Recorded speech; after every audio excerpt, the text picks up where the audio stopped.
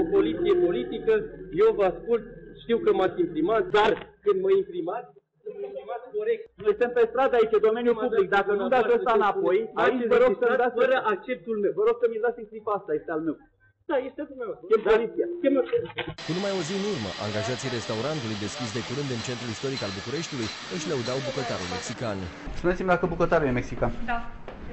Chiar e simpatic, e tare. Sigur. Pentru ambasada mexicană e.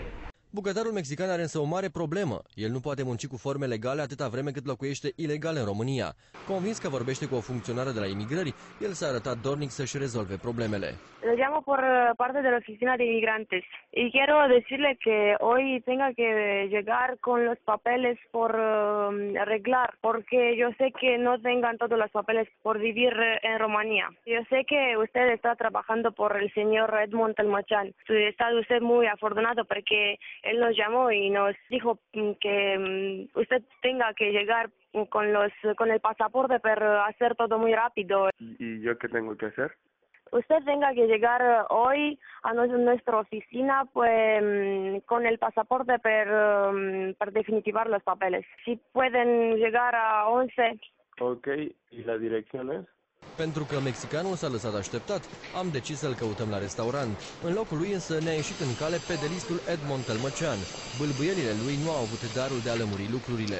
El a fost a fost de 2 ori la noi aici și i-a ajutat, efectiv, el a fost la bus, la mâncare. Păi dacă el a ieșit din bucătărie, totuși cei care gătesc în bucătăria restaurantului noastră să aibă acte. Politicianul nu și-a putut explica gestul copilăresc.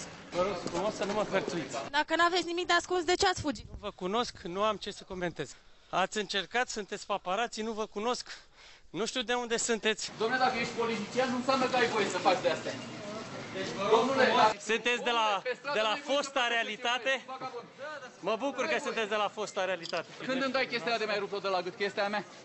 Deci eu vorbesc cu dumneavoastră, nu știu de ce vorbiți. Băi, unde este treaba de mai luat-o de la gât? Tu nu ești un derbetă, nu ești vagabond.